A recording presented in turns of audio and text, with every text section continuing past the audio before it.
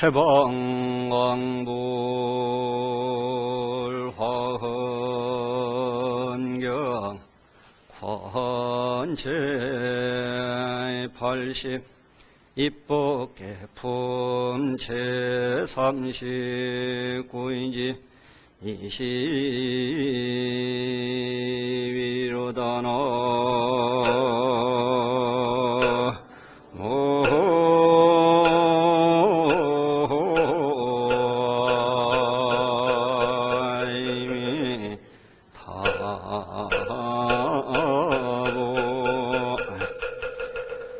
그때의 선제 동자가 미륵보살 마살에 가르침했다.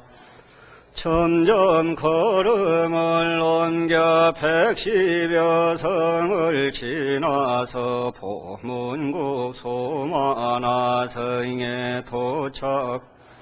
성문에서 문수사리를 생각하고 따라서 관찰하고 두루 돌아찾고 울어라 뵙기를 간절히 바랬다. 이때 문수사리가 멀리 오른손을 펼쳐 110유순을 지나와 선제의 이 말을 어루만지면서 말씀하시길 착하고 훌륭하다. 선남 만약 믿음의 근본에서 벗어났더라면 마음이 약해져서 근심 후회로 공덕행을 갖추지 못하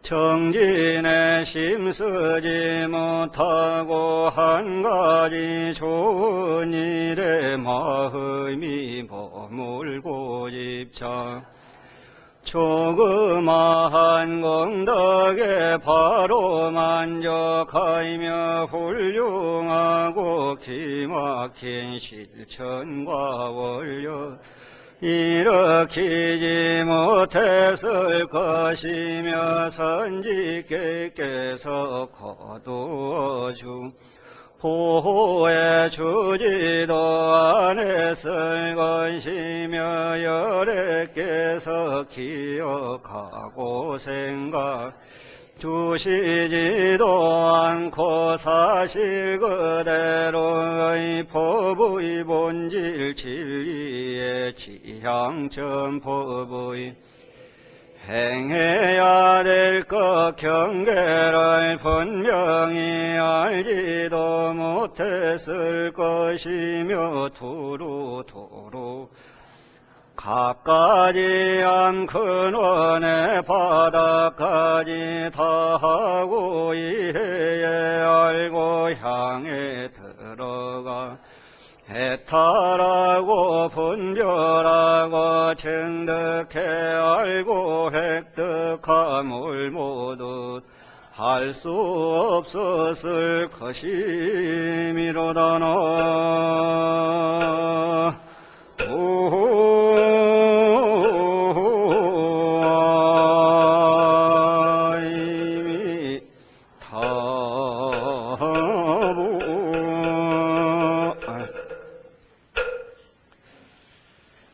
이렇게 마지막 날 만나 뵙게 돼서 반갑습니다. 제가 통도사 강원을 책임지고 있으니까 몇 가지만 말씀드리고 시작하도록 하겠습니다. 올해도 이렇게 많은 신도님들이 동참하셔서 법회를 성황리에 하고 있듯이 작년에도 그렇게 해서 우리 강원 학인 스님들하고 인도 성지순례를 잘 다녀왔습니다. 또 아마 내년에는 인도뿐만 아니라 일본하고 대만도 아마 갔다 와야 될 것 같습니다. 주지 스님께서 반드시 대만 불교도 우리 학인 스님들이 젊었을 때 좀 가서 봤으면 좋겠다. 또 일본 불교도 학인 스님들이 좀 일찍 가서 봤으면 좋겠다. 그런 말씀을 계셔가지고 아마 좀 그렇게 해야 될 것 같습니다. 그리고 이제 뜻밖에도 얼마 전에 어떤 신도님이 저한테 면담을 신청을 하셔가지고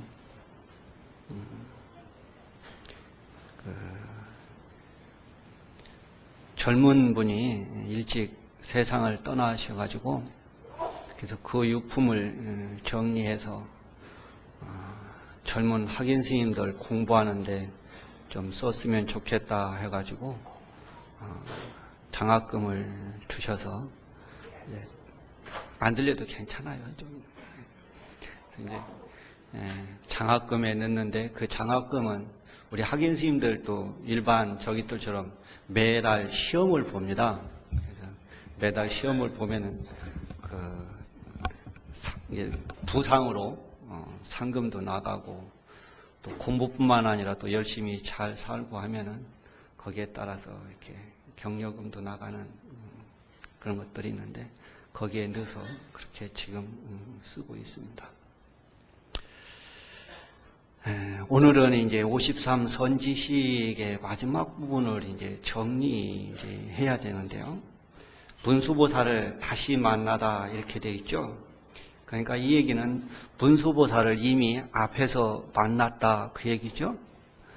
그런데 이제 그러면은 이제 문수보살이 선제동자에게 법문을 해서 선제가 발심을 해서 쭉 수행을 해서 성불하는 과정이 이제 이 입법계품의 내용입니다. 선제는 누구냐 그러면은 이미 법문을 다 드셨겠지만은 복이 억수로 많은 사람입니다. 복이 억수로. 경전에 그대로 다 나와 있는데 이 선제가 어머니의 뱃속에 턱 들어오고 나니까 그 집안이 부자가 됐어요. 그런 게 있잖아요. 요즘에는 뭐 한둘 나니까 그런 게 없는데 제 세대만 하더라도 자식이 여럿이다 보니까 어떤 자식은 낳으니까 집안이 흥했다. 뭐 어떤 자식은 낳으니까 집안이 뭐 했다 이러잖아요. 그렇듯이 이 선제는 어머니의 뱃속에 들어가자마자 그 집안이 아주 이렇게 일어나고 또 태어나자마자 요즘 얘기를 하면은 갑부가 됐어요. 그래서 이름이 선제예요. 아주 이 자식은 태어나자마자 또 어머니의 뱃속에 들어올 때부터 우리 집안을 아주 재물로 풍성하게 만들었다 그래서 선제예요. 그러면 이제 이 선제라는 이 수행자가 많은 비구들 가운데 한 사람인데 그 선제는 어떻게 해서 선제가 되었느냐 하는 것들이 이제 또 나옵니다. 이미 들으셨겠지만 한번 정리하는 입장에서 한번 들어보세요. 선제라는 이 수행자는 과거에 수많은 부처님이 탄생하셨을 때 그 부처님께 뭐 했냐 그러면은 공양을 올렸어요. 부처님께 공양을 올렸기 때문에 그래서 성근을 갖추게 됩니다. 수행자가 또 불교 신자가 신행에 있어서 믿고 실천하는 데 있어서 가장 기본은 부처님께 공양하는 것이 기본입니다. 공양을 하게 되면은 그 공양한 것이 복이 되고 씨앗이 돼서 부처님을 닮아간다는 겁니다. 그래서 이 선제동자도 과거에 이미 부처님께 그렇게 공양을 올렸고 또 예배해가지고 성근을 심었고 그 다음에 부처님을 아주 믿었어요. 그 다음에 부처님의 가르침을 아주 깊이 이해를 했어요. 믿음과 이해가 거기에 따라오게 됐고 그 다음에 이제 부처님의 가르침을 믿고 이해하다 보니까 뭘 하게 되냐 그러면은 신어의 삼업이라고 그러죠. 부처님을 믿고 사는 사람이기 때문에 신어의 업이 삼업이 아주 청정해졌고 삼업이 청정하다라고 하는 것은 그 사람이 인격적으로 가장 완성된 삶을 살았다라고 하는 겁니다. 제가 말을 조금 크게 할 테니까 볼륨을 조금 줄여주세요. 웅궁 울려가지고 좀. 목소리 작은 사람하고는 상종도 말라고 그랬는데, 제가 열을 조금 받아야 목소리가 조금 커지니까 이해해 주십시오. 그렇게 해서 이제 이 믿음이 커지고 사업이 청정해지니까 뭐가 생기냐 그러면 이제 지혜가 생기는 거예요. 지혜가 생기게 되니까 그 지혜를 가지고 나도 어떻게 하면은 부처님이 될 수 있을까 이런 이제 생각을 해서 선제가 이제 발심을 하게 되는 겁니다. 그러면 이제 문제는 뭐냐 그러면 이제 선제는 이렇게 해서 발심을 했는데, 그래서 문수보살이 첫 번째 이제 선지식으로 등장해서 선제가 발심을 하게 되는 거예요. 근데 저도 이제 강원에서 학인들하고 이렇게 화엄경을 보면서 질문을 했어요. 지금 이제 우리 강원 대교반의 학인 스님들도 지금 입법개품을 보고 있어요. 그래서 제가 한번 물어봤어요. 엊그제 한번 물어봤어요.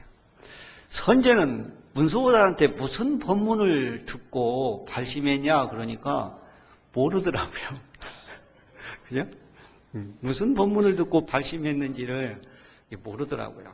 왜냐 그러니까요. 이게 화엄경이 워낙 크다 보니까 뒤에 보면은 앞에 것을 잊어버려요. 저도 수도 없이 봤는데 볼 때마다 잊어버립니다. 그걸 어찌 다 기억하겠어요. 컴퓨터도 아니고요. 근데 이제 그건 굉장히 중요한 내용이기 때문에 제가 한번 오늘 말씀을 드리겠습니다. 첫 번째가 뭐에 들었냐 그러면은 부처님이 쌓고 모은 세계에 대해서 들었어요. 부처님은 무엇을 쌓고 무엇을 모았느냐 하는 것에 대한 법문을 들었다고요. 부처님은 어떤 공덕을 지었고 어떤 지혜를 갖추었는지에 대해서 들었어요. 부처님이 우리가 이제 현재 석가모니 부처님도 마찬가지고 과거의 부처님도 마찬가지입니다만은 부처님의 삶은 뭐였느냐, 부처님은 어떠한 삶을 살았느냐, 부처님은 어떠한 마음을 가졌느냐, 이게 우리에게 중요한 좌표가 되죠.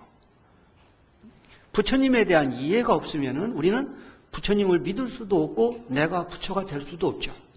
그러니까 문수보살이 선지에게 첫 번째로 해준 것은 부처님은 무엇을 쌓았고 뭘 모았는지에 대한 법문을 해주십니다. 부처님은 과거세부터 끊임없이, 이건 이제 본생담, 전생담 이렇게 하기도 하고 여러 가지도 합니다만, 그 수없는 선행과 자기 희생을 통해서 공덕을 닦았다고 하는 거예요. 경전에는 이걸 보시로 표현합니다.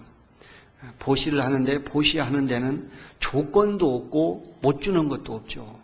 뭐든지 다 주고 아무 조건 없이 줍니다. 팔을 달라달라고 하면 달라주는 것이 보시고, 자식을 달라고 그러면 자식을 주는 것이 보시예요. 이렇게 아낌없이 줌을 통해서 얻은 공덕, 그 공덕을 끊임없이 쌓고 남한테 줄 수 있으려면 뭐가 있어야 되냐 그러면 지혜가 있지 않으면 줄 수가 없어요.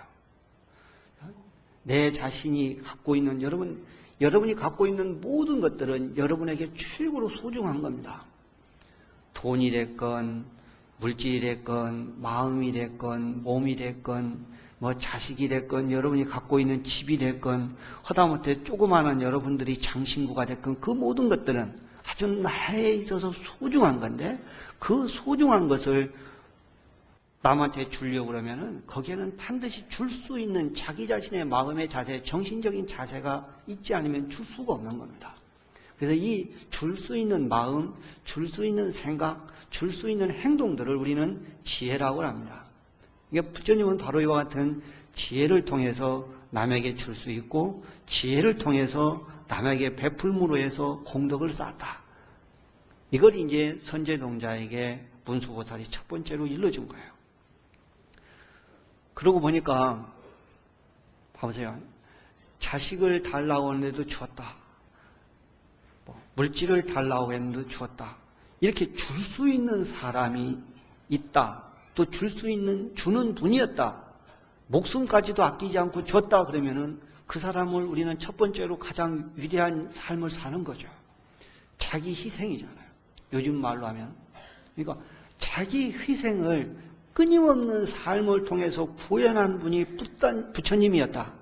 그러니까 이 부처님이 이 세상에 존재하는 어떤 것보다 가장 위대한 존재라고 하는 가르침을 이 선제는 문수로부터 들었다는 겁니다. 그러니까 그러면은 나도 어떻게 하면은 부처님이 될 수 있을까라고 하는 마음을 선제는 가지게 됐다는 거죠. 가정교육, 사회교육도 그렇잖아요. 위대한 사람, 훌륭한 사람을 자기 자신이 본보기로 해서 그 사람을 닮아가려고 하는 것들, 이런 것들이 있는 것처럼 이 선제도 문수보살이 부처님이 어떠한 삶을 살았고 어떠한 지혜와 어떤 공덕이 갖고 있는가를 듣고 바로 나도 그러면은 부처님이 돼야 되겠다라고 하는 마음을 냈다는 거예요. 그 다음에 두 번째는 뭐냐 그러니까 부처님은 상속법이라고 하는데, 상속이라는 것은 재산 상속 그러죠.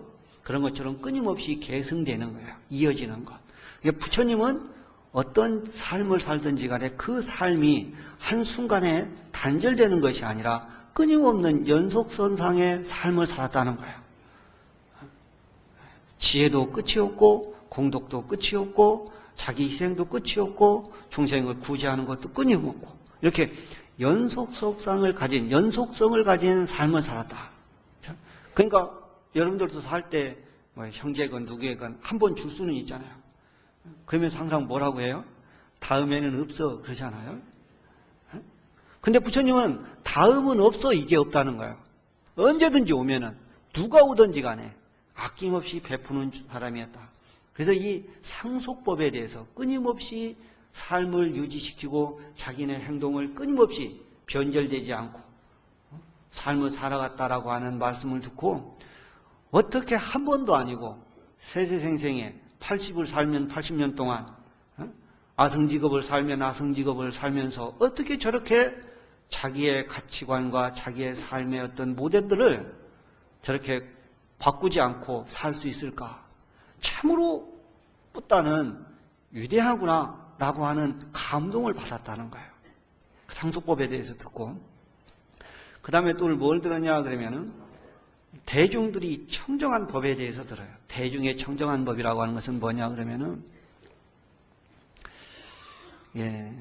부처님의 제자들이 이 세상에서 가장 위대한 존재들이라는 거예요. 대중의 청정성. 그러면 부처님의 제자들의 위대한 청정성은 뭐냐 그러면 첫 번째 출가 제자인 스님들은 위대한 것 같아요. 이 세상에서 가장 인기 있는 사람이 몇 사람이 있는데요. 인류의 역사 가운데 그 가운데 가장 인기 있는 사람 가운데 한 분이 누구예요? 부처님이죠. 그죠? 돌아가신 지 2500년이 됐는데 아직까지도 인기가 식을 줄을 모르죠. 인기가 식을 줄을 모른다는 것은 그분이 참으로 청정하고 아름다운 인생을 살았다는 거죠. 그러면 왜 붓다의 삶은 이렇게 아름답고 수행자의 삶은 아름답냐 했을 때 그 아름다움의 삶의 가치는 뭐냐 그러면은 이 세상을 살아가는 것은 경쟁으로 살아가죠. 그렇죠? 다 경쟁으로 살아가는, 이걸 이제 상대적 사회라고 그러고 상대적 가치라고 하는데, 내가 부자가 되면은 다른 사람은 가난해지죠. 이게 세상살이의 기본이에요. 내가 무언가를 하려면은 다른 무엇인가를 내가 가져와야 되는 것이 세상살이인데, 수행자의 삶은 가져오는 것이 아니라 끊임없이 주는 삶이고, 내가 아무리 가져도 그 누구도 내가 가진 것에 대해서 피해를 보는 사람이 없다라고 하는 거예요. 제가 도인이 됐다고 해서 여러분들 거 뺏어온 거 없죠? 그렇죠? 그러니까 이렇게 이 수행자의 삶은 아무리 훌륭한 수행자가 됐더라도 그 누구도 희생시키지 않고 이 세상을 살아가는 삶이 수행자의 삶이라는 거예요. 그 다음에 또 하나는 이 세상에서 누구를 희생시키는 삶이 아닐 뿐만 아니라 자기 자신을 끊임없이 희생시키는 삶이 수행자의 삶이라는 거예요. 위법망구라고 그러거든요.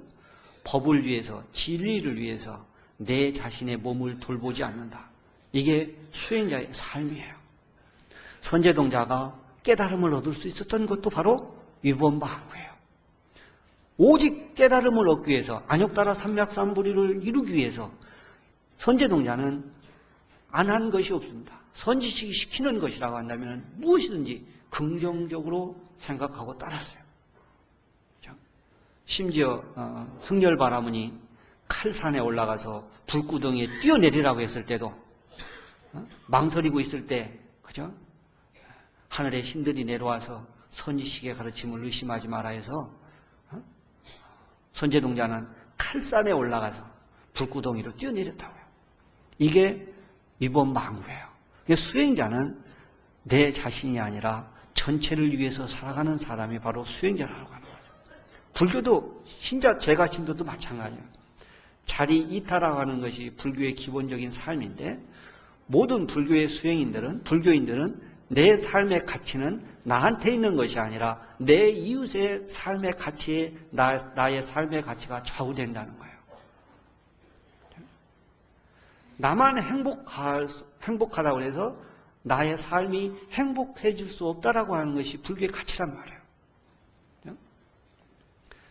근데 현실은 그렇지는 않죠. 그죠? 화엄살림의 법회 하려고 그러면 막, 그죠? 좋은 자리, 나쁜 자리, 그죠? 그러니까 실은 이렇게 불교 이념대로 한다고 그러면은 우리는 전부 다가 지금 뭐 해야 돼요? 서로 앞다퉈서 설법전 밖으로 나가야죠. 그죠? 왜 다른 사람이 설법전 안에 들어와서 법문을 들으라고? 근데 그렇지는 않죠. 그게 문제가 아니고요. 그것처럼 이것이 꼭 현실에서 부딪힌다고 해서 문제를 삼으면 안 됩니다. 그죠? 현실은 항상 한계가 있기 때문에 이상을 구체적으로 다 현실에서 실현할 수는 없습니다. 그런데 저는 올해 화엄살림을 보면서 굉장히 많이 변했습니다. 많이 발전했습니다. 올해는 저기 멱살 잡고 싸운 사람 없었죠? 와, 심지어 멱살 잡고 싸우더라고요. 네, 이해할 수가 없어요. 그리고 저분이 해서 곤란한데, 옆에 사람 기도하는데 막 자기는 영가한테 절한다고 해서 꾸벅꾸벅 영가에 전한 사람이 별로 없었죠? 없었던 것은 아닌데 별로 없었잖아요. 그죠? 이게 뭐냐 그러면 이게 배려거든요. 나의 행복만이, 내가 영가한테 기도하는데 행복만이 나의 행복일 수 없다라고 하는 거거든요. 근데 우리는 이 배려의 문화, 요즘식 얘기로 하면 배려의 문화가 조금 부족한 건 사실인데, 어찌하겠습니까? 뭐 살다 보면 좋아지겠죠. 그리고 저는 그런 꿈과 희망을 가지고 살아갑니다. 이 자리에 젊은 사람들이 많이 오기를. 그 다음에 또, 박수 치지 마세요. 그 다음에 또 하나는 뭐냐 그러면은 이제 여러 가지가 있는데, 진리를 성취하는 것에 대해서 가르쳤어요. 선제동자에게. 그래서 이러한 문수보살의 가르침을 듣고 선제동자는 끊임없이 문수보살 이후로 덕운 비구로부터 시작해서 미륵보살에 이르기까지 지금 현재 52분의 선지식을 만나 뵙고, 이제 마지막으로 또다시 문수보살을 친견하고 마지막 수행을 이제 점검하는 입장에 와 있는데요. 거기서 이제 우리가 명심해야 될 것은 뭐냐 그러면은 110유순이라고 그러죠. 거리가 110유순이라고 하는데 요즘 대충 단위로 얘기하면은 한 1700km 정도 돼요. 1700km 정도가 되는 거예요. 문수보살이 손을 뻗으니까 손이 1700km를 건너와서 지금 현재 선제동자를 만들고 있는 거예요. 그리고 110유순의 성을 지났다라고 하는 것은 온 세상을 돌아서 지금 문수보살을 만나고 있다고 하는 거거든요. 그러면서 문수보살이 이 선제동자를 칭찬할 때 뭐라고 그러면은, 너 자신이 믿음의 이 신근이라고 하는데, 한문으로는 믿음의 뿌리가 흔들렸다라고 한다면, 이 벗어났다고 한다면, 너의 믿음이 조금이라도 흔들림이 있었다라고 한다면 너는 지금 이 자리에 없었을 것이다. 이렇게. 종교는 믿음이 최고로 소중합니다. 믿음이. 서가모니 부처님께서 보드가에서 성도를 하시고 녹야원까지 가는데 녹야원에 가서 첫 번째로 오비구를 구제하죠. 근데 녹야원까지 가는 200km가 넘는 길에서 아무도 안 만났겠어요? 많은 사람을 만났죠. 경전에도 나오고. 그런데 그 부처님을 믿지 않는 사람들은 부처님이 말씀해 주려고 하는 진리를 들으려고 하질 않았어요. 부처님이 심지어 말씀을 하려고 하더라도 나는 필요 없다고 가버렸어요. 이게 믿음입니다. 믿지 않는 사람에게는 부처님의 가르침도 아무런 의미가 없습니다. 그렇기 때문에 믿는 사람에게 있어서도 믿음은 불교를 이루는 처음이자 마지막이 됩니다. 이걸 유식하게 인지과해라고 해요. 원인 속에 결과가 이미 포함되어 있다는 거예요. 믿음이 깊어지고 믿음이 커지면 우리는 성불을 한다. 이게 기본이라고요. 너가 믿음이 흔들렸다라고 한다면 너는 오늘날 나를 이렇게 또다시 만나는 일은 없었을 것이다. 어떻게 믿느냐, 무엇을 믿느냐 하는 것은 여러분의 선택입니다만 결국 이 선제가 믿었던 것은 보리심에 대한 믿음인데요. 그 부분은 이제 나중에 하기로 하고요. 그 다음에 또 하나는 뭐냐 그러면은 네가 만약 믿음이 흔들렸다고 그런다면은 조그마한 공덕에 만족했을 것이다. 그런 말씀이 나옵니다. 화엄경에서 우리들에게 부처님은 제일 강조하는 것 가운데 여러 가지 다는데 비슷한 말씀입니다. 피엄을 가면 안 된다. 이렇게 피엄심, 염리심 이러거든요. 우리가 수행하고 노력하고 인생을 살아가는 데 있어서 가장 경계돼야 될 마음이 뭐냐 그러면은 피곤하다라고 하는 생각이라는 거예요. 피곤하다. 그 다음에 염은 뭐냐 그러면 싫다 그 말이에요. 그렇죠? 우리 항상 그런 마음 갖잖아요. 피곤하다. 그만했으면 좋겠다. 싫다. 넌더리가 난다. 그러잖아요. 그러니까 이 피엄심이, 이 피곤심, 피엄심이 우리들이 발전을 장애하는 최고의 장애 요소라는 거예요. 그런데 이 피엄심을 날 때는 뭐냐? 만족을 할 때 피엄심을 갖고 있는 거죠. 이 정도면 됐어. 그러면은 만족을 또 다른 향상을 위한, 또 다른 발전을 위한, 또 다른 세계에 대한 도전과 그 도전을 성취하는 것이 없어진다는 거죠. 아파트 살다가 조금 하니까 그죠? 만족하고 뭐 하나를 얻으니까 조그만 것에 만족하고 이렇게 되면은 만족을 해서 기쁜 건 좋은데 또 다른 발전적인 향상이 없다. 요즘 얘기를 하면은 창조적 마인드가 안 나온다는 거예요. 그죠? 만족을 하니까.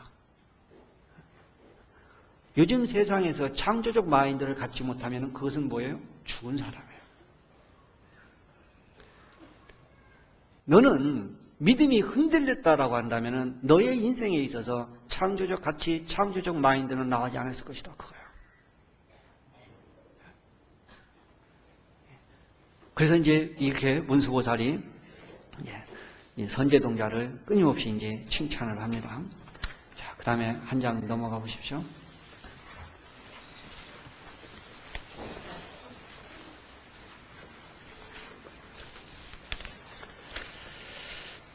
이거 길어서 다 볼 수가 없고 중간 단까지만 한번 보겠습니다.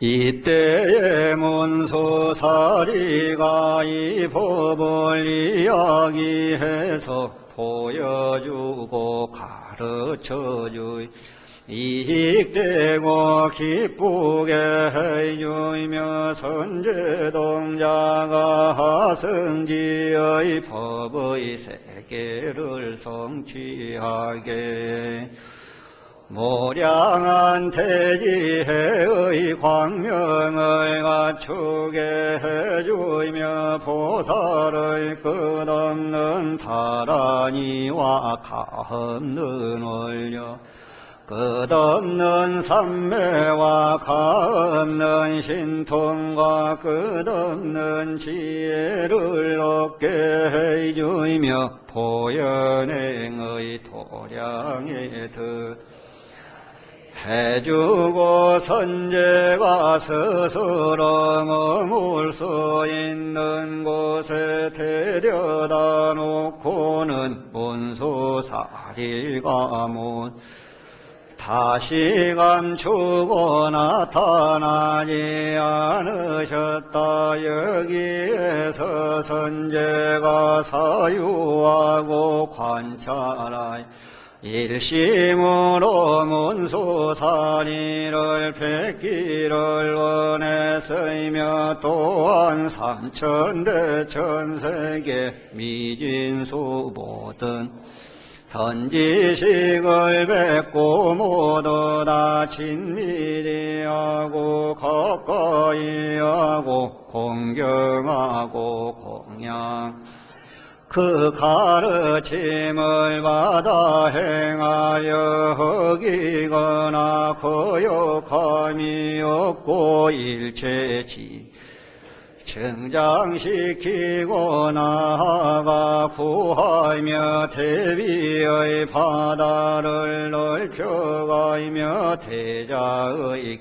교름을 키워 널리 중생을 살펴 커다란 환의가 생기게 하였음이로다나.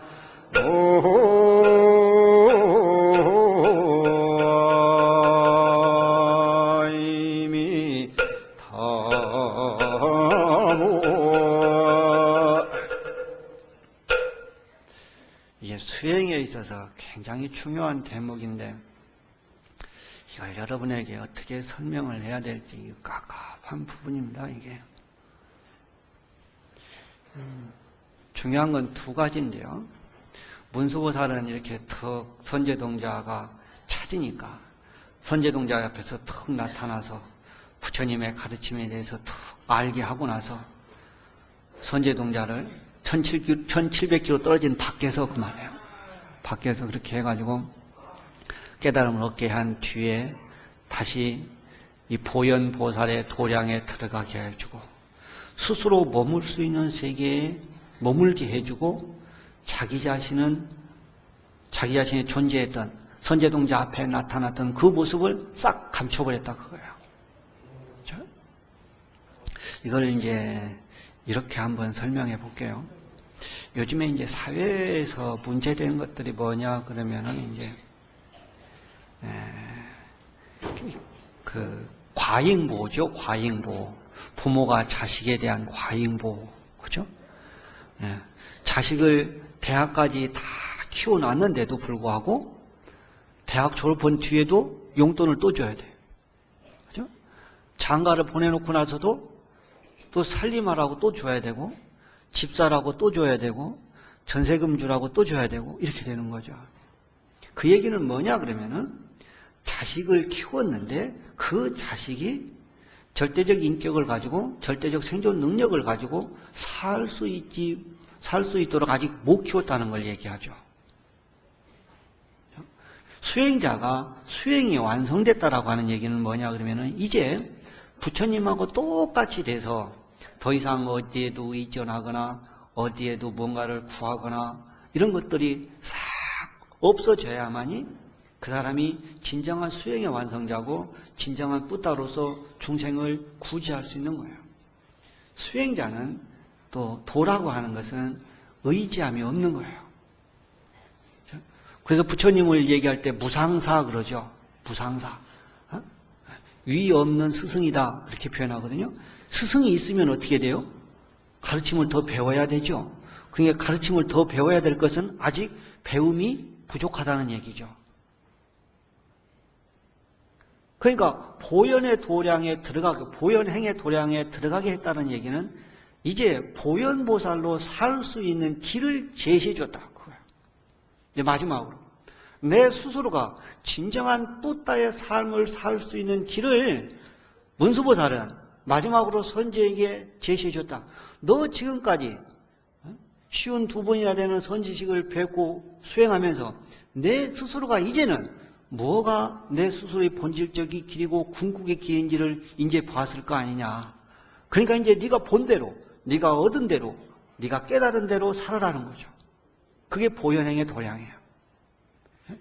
보현의 삶에 살 수 있도록 그 길을 제시해주고, 이 문수보살이 자주처라고 하거든요. 한문으로는 스스로가 살 수 있는 그곳에 삶을 살 수 있게 해줬다는 거예요.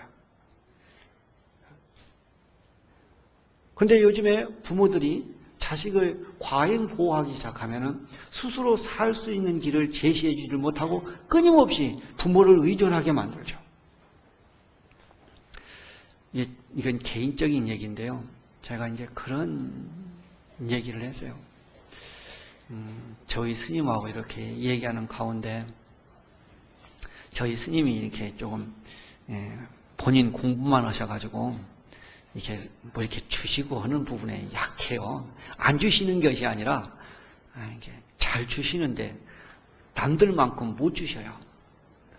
그러니까 이제 뭐라고 하냐 그러면 내가 너희들한테 이거 못 해줘서 미안하다 그러시더라고요. 그래서 제가 그런 말씀을 드렸어요. 스님이 우리들에게 풍족하게 해주었다고 한다면은 저희들은 맨날 내 스스로가 살 수 있는 길을 발견하지 못했을 겁니다. 아마 지금쯤 제가 통도사에서 이렇게 살지 못했을 겁니다. 우리들에게 내 자신에게 내 혼자 살 수 있도록 제시해 줬기 때문에 내가 지금 내 스스로 살 수 있는 길을 찾아서 지금까지 살아올 수 있는 사람이 됐는데 끊임없이 도와만 줬다라고 한다면은 아마 저는 지금 이렇게 살지 못했을 겁니다. 오히려 스님이 저에게 내 스스로의 삶을 살 수 있는 길을 제시해 주신 것이지 스님이 저희들에게 못 해준 게 하나도 없습니다.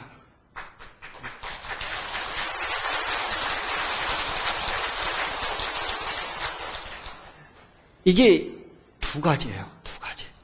자, 은사 스님이 절을 갖고 계시면은요, 방학 때 절에 가서 뭐라도 도와드려야 돼요. 그죠? 근데 은사 스님이 절이 없으니까요, 방학 때 나는 내 공부를 할 수 있는 거예요. 그러니까 있고 없고 도와주고 안 도와주기는 동전의 양면이라는 거예요. 동전의 양면. 근데 어느 면을 강조하느냐에 따라서 자기의 삶과 자기의 가치가 달라진다는 거예요. 그러니까 이제 문수보살은 이 선제동자에게 너 스스로가 너가 이미 동전을 갖고 있다. 그죠? 52분이나 되는 선지식을 진근하면서 네가 끊임없이 체험했고 네가 발견했고 네가 걸어간 네 동전을 네가 가지고 있다 이제. 그리고 그 가진 동전을 가지고 뭘 하느냐라고 하는 것은 너의 삶이다. 한번 살아봐라 그러는 거예요. 그래서 이제 모습을 싹 감추니까 이 선제동자는 겁이 덜컥 나는 거예요. 그러니까 문수보살이 도대체 어디 갔는가 지금 찾아보는 거예요. 아, 이렇게 나를 잘 가르치시는 분이고 내가 부르기만 하면은 나한테 오셨던 이분이 왜 도대체 나한테 아무 얘기도 안 하고 갑자기 종적을 감추셨는가? 지금까지 53 선지식이 항상 나는 이게 전부다. 다른 선지식을 찾아가라 이랬죠. 근데 이 문수보살은 이제 마지막에 와서 어떤 선지식을 찾아가라는 말씀도 없이 한순간에 자기의 모습을 감춰버립니다. 그러니까 이제 안달이 난 거예요. 선제동자는. 그래서 이제 고민을 하는 겁니다. 아우, 이 문수보살님이 어디 가셨어 도대체? 그러고 또 찾는 거예요. 그러면서 마지막 길을 발견하는 것이 뭐냐 그러면 그 페이지 제일 마지막 줄에 한번 보십시오.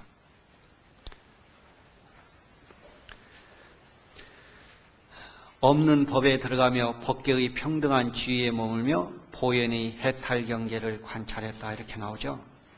그렇죠?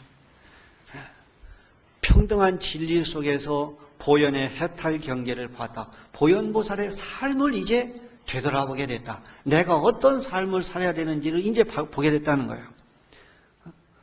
그러니까 마지막에 가서는 내가 뭘 해야 되고 뭘 얻어야 되고 내가 구해야 될 것이 뭔지를 문수보살이 사라지고 뒤에 가만히 생각해 보니까 본인 스스로가 이제 진리 속에서 내가 살아야 될 삶의 모습들을 보게 됐다는 거죠.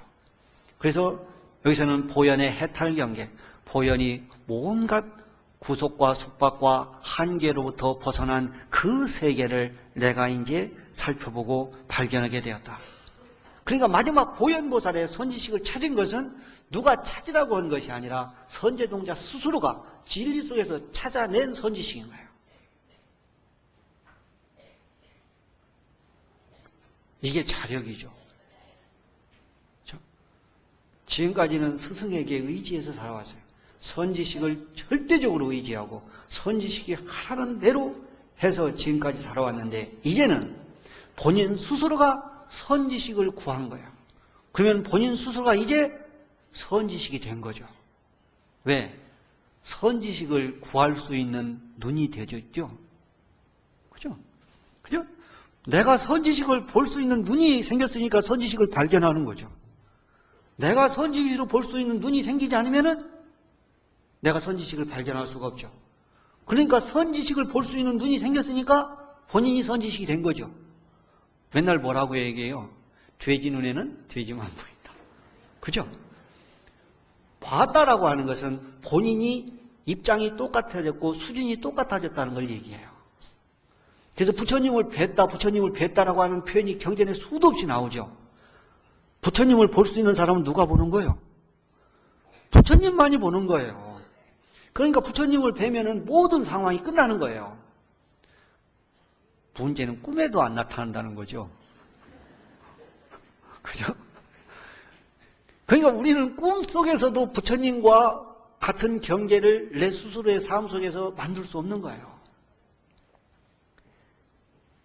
그래서 이 선지식을 찾아가고 수행한다라고 하는 것은 바로 내 자신, 내 스스로가 부처님의 눈을 갖는 거고 부처님의 삶의 모습을 사는 거예요. 이게 불교의 교화예요. 불교에서는 교육이라는 표현을 쓰지 않고 교화라는 표현을 씁니다. 키우는 것이 아니라 변화시키는 거예요. 왜? 우리는 이미 완벽한 존재니까. 완벽한 존재가 완벽한 것에 눈을 뜨면 되는 거니까. 그렇죠? 그래서 애를 키우지 않는다 하지 마시고요. 제가 제일 안 좋아하는 게 박수 치는 겁니다.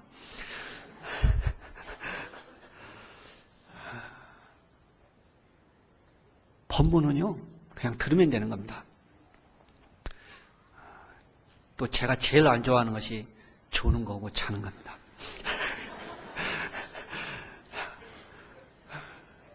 졸고 자면은요, 그 사람은 관심이 없다는 거고요. 그 사람은 변화의 가능성이 없는 사람이에요.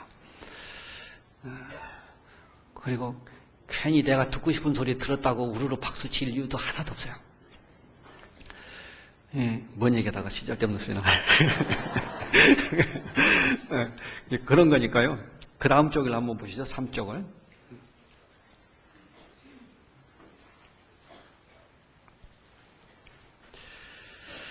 그래서 이제 곧바로 보현보살의 이름과 실천 원력과 도를 북돋움과 바른 길의 모든 지위와 지위의 방편과 들어감과 지위에 올라감과 지위의 머무름, 지위의 닫고 익힘과 지위의 경계와 지위의 위력과 지위의 함께 머무름을 듣고는 애타게 우러러 보현보살을 뵙기를 원했다. 이렇게 나오죠.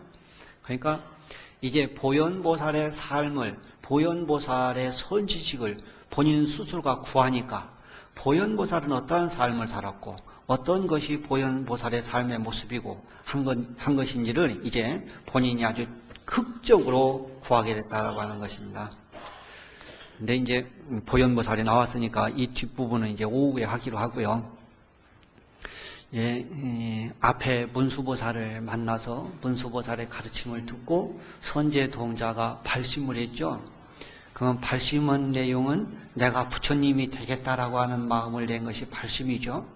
그런데 발심의 구체적인 내용, 발안욕따라 삼맥삼보리의 구체적인 내용이 뭐냐라고 하는 것이 우리들에게 굉장히 중요한 겁니다. 이게 우리의 삶의 전체를 규정하는 거고 대승불교도로서의 전체를 규정하는 목표입니다. 어떤 삶과 어떤 정신을 가지고 어떤 세계를 구현하기 위해서 우리는 살아가는 것이냐라고 하는 것이 여기에 전부 다 함축되어 있는 거예요. 그러니까 대승불교인에게 가장 중요한 것은 포리심이에요. 보리심을 낸 것이 발보리심이에요. 보리심이 대승불교의 전체고 우리가 구현해야 될 내용의 전체입니다. 그래서 그걸 한번 간단하게 여러분들에게 말씀드리고, 왜 그러냐, 이건 우리가 반드시 잊지 말아야 될 내용이에요. 대승불교인으로서 가져야 될 마음이 뭐고, 그 마음을 우리는 어떻게 구현해야 되느냐 하는 것들이 아주 이게 구체적인 내용인데, 이 내용은 화엄경에서 두 가지로 표현됩니다. 이세간품에서는 보현심이라고 표현이 돼요. 보현심. 보현보살의 마음을 10가지로 표현하고, 입법계품에서는 여러분 앞에서 다 했겠지만은 발보리심이라고 하는 내용으로서 11가지로 표현합니다. 11가지가 되는 이유는 자비를 나누면은 11가지가 되기 때문에 별 문제는 안 됩니다. 어쨌든 10가지가 됐건 11가지가 됐건 이 보리심은 굉장히 중요한데, 그 보리심 가운데 첫 번째가 뭐냐 그러면은 자비예요. 자비. 그럼 뭐가 자냐 그랬을 때, 보현심에서는 일체 중생을 구호해주는 마음이 자다. 그래서 사랑의 마음은 뭐냐? 일체 중생을 보호해주는 마음, 일체 중생을 구제해주는 마음. 구제한다는 것은 고통으로부터 벗어나게 해준다는 이야기예요. 밥을 못 먹고 있으면 밥을 먹게 해주는 것이 구예요. 보호가 필요하면 보호해주는 것이 호예요. 이게 항상 내가 지켜주고 내가 구제해준다. 어려움을 내가 극복하게 해준다. 이게 사랑의 마음이에요. 그 다음에 어여삐 여기는 마음은 뭐냐? 보현심에서는 일체 중생의 고통을 대신하고자 하는 마음이에요. 이게 자비예요. 이게 불교인이 가져야 될, 보현 행자로서의 가져야 될 첫 번째 마음이에요. 이 세상의 모든 사람을 내가 보호해줘야 되겠다. 이 세상의 모든 어려움에 처해 있는 사람에게 내가 그 어려움으로부터 빠져나올 수 있도록 도와줘야 되겠다. 내가 어떻게 하면은 저 사람의 고통을 대신 받을 수 있겠느냐. 이게 불교가 지향하는 자비의 마음이라는 거예요. 그러니까 이런 마음을 듣고, 나도 그 같은 마음을 내야 되겠고, 그 같은 삶을 살아야 되겠다라고 마음을 내고 삶을 살아가는 것이 바로 보리심을 낸 거예요. 불교인에게 첫 번째 요구되는 마음은 그러니까 자비예요. 불교인이 자비롭지 못하다고 하면 그것은 우리는 이미 불교가 아닌 거예요. 그래서 대승불교, 소승불교를 나누는 가장 큰 이유는 바로 이 자비심에 있어요. 소승불교는 자기 자신의 해탈과 자기 중심적인 가치를 갖고 있고, 대승불교는 나뿐만 아니라 나와 똑같은 다른 사람에 대한 가치를 갖고 있다는 거예요. 왜? 다른 사람의 행복이 나의 행복이 되기 때문에 그렇다는 거예요. 요즘에 국가에서 CF 나오는 것 가운데 그러죠. 내 차 안에 버리기 싫어서 우리나라에 버렸습니다. 그죠? 내 집에 버리기 싫어서 어디에 버렸습니다. 그죠? 그러나 그 버린 것은 결국 나한테 돌아오죠. 그러니까 전체가 평화롭지 못하고서는 나는 어느 경우에도 평화로울 수 없다라고 하는 거예요. 그죠? 미국에서 경제 위기가 오니까 우리나라도 흔들흔들하죠. 이게 불교가 갖고 있는 연기론이에요. 이게 연기예요. 이 세상에 존재하는 모든 것들은 유기체적으로 살아있는 우리의 몸처럼 연관이 돼 있어서, 손톱 하나만 빠져도 죽을 지경이고 팔 하나가 빠져도 죽을 지경이죠. 그죠? 귀만 고장나도 죽을 지경이고 입만 고장나도 죽을 지경이죠. 왜? 유기체이기 때문에 그래요. 나는 전체가 다 하나로서의 살아있는 나기 때문에. 이게 요즘에 얘기하는 환경론이죠. 그러니까 불교 이꼴 환경론인 거예요. 불교를 알지 못하면 환경을 할 수가 없는 거예요. 누가 환경운동을 시작했어요? 불교인들이 했죠? 바깥에서 들어왔어요. 그죠? 이게 위대한 지식정보화 사회라는 겁니다. 알지 못하면은 죽는다. 알지 못하면 죽는다. 이게 부처님이 우리에게 알아야 된다. 첫 번째가 지혜를 강조하고 지혜의 선지식이 선제동자의 첫 번째 선지식으로 등장하는 이유예요. 이게 지식 정보화 사회의 기본이에요. 그죠? 그 다음에 또 하나는 뭐냐 그러면은 보시하는 마음이에요. 베푸는 마음. 그죠? 나눠 줘라. 어디까지 주느냐? 다 줘버려라. 다 줘버려라. 그죠? 금강경의 그 논에 보면은 무착 스님이 보시를 못하는 이유 가운데 하나를 딱 든 것이 뭐냐 그러면요. 저는 막 그 내용을 보고 까무라치는 줄 알았는데 내쓰기 모자라서. 내쓰기 모자라서 못 준다는 거예요. 딱 맞죠? 그죠? 고등학교 때 500원 있으면 친구가 좀 꺼줘 그러면 안 꺼줍니다. 왜? 집에 갈 때 라면 사 먹어야 되거든요. 그죠? 절대 못 주죠. 있지만은 꺼달라고 그러면은 없다. 그러죠. 없다.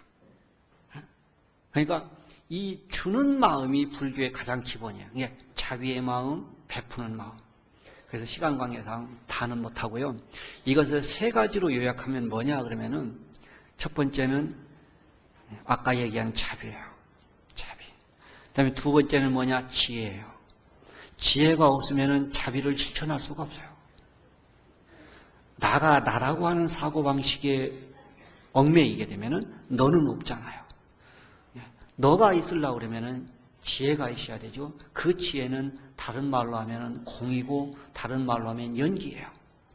연기적 관점을 갖고 연기에 눈을 뜨면은 지혜가 생기는 거예요. 그 다음에 또 하나는 뭐냐? 원력이에요. 원력. 원력은 뭐냐? 끊임없이 도전하고 끊임없이 비전을 갖는 거예요. 대승불교는 얼마만큼 비전을 갖느냐? 우리 사홍선에 보면 중생무변 서원도 그러죠? 이게 말이 되는 말이 아니죠. 말이 안 되는 말이에요. 중생이 무변 끝이 없으면은요, 서원 돈은 안 되죠. 중생이 끝이 없는데 어떻게 다 구제합니까? 예? 구제할 날이 없죠. 구제할 날이 없고 구제할 수 없는 것을 한다라고 하는 것이 불교의 발언이에요. 요즘 말로 하면 뭐예요? 불가능을 가능케 도전하는 것이 발언이에요. 그런데 왜 불교인이 이 땅에서 문화의 주변인으로 살아가고 이 사회 속에서 이 사회를 적극적으로 이끌지 못하는 주변인이 돼가지고 오늘날 삼산방어선에 이렇게 밀려 있습니다. 대한민국의 모든 절들이 통부사 같으면 얼마나 좋겠습니까? 그죠? 법회만 열면 1000명씩 오고, 그죠? 오늘은 날이 좋아서 그런지는 모르겠습니다만, 절대 안 그렇습니다. 그러니까, 제가 눈의 일반 법회에서도 말씀드리는 것처럼, 이 삼산 방어선, 울산, 마산, 부산의 방어선을 통해서 또 다른 인천 상륙작전이 이루어져야 됩니다. 그렇죠? 그렇지 않으면 우리 민족에게 비전이 없습니다. 우리 민족이 가장 행복했을 때 신라 8세기 석굴암 불국사를 만들었던 시대 그겁니다. 그러려면은 여러분들이 자제분들을 많이 절로 보내세요. 네? 진짜로 위대한 스님이 나와야 되는 거예요. 위대한 수행자가 나와야 되고 제발 똘똘하게 100일기도 1000일기도 해가지고 좀 손자 좀 낳고요. 낳은 손자가 있거들랑 일찍 좀 절로 보내세요. 그죠? 5점 드리겠습니다.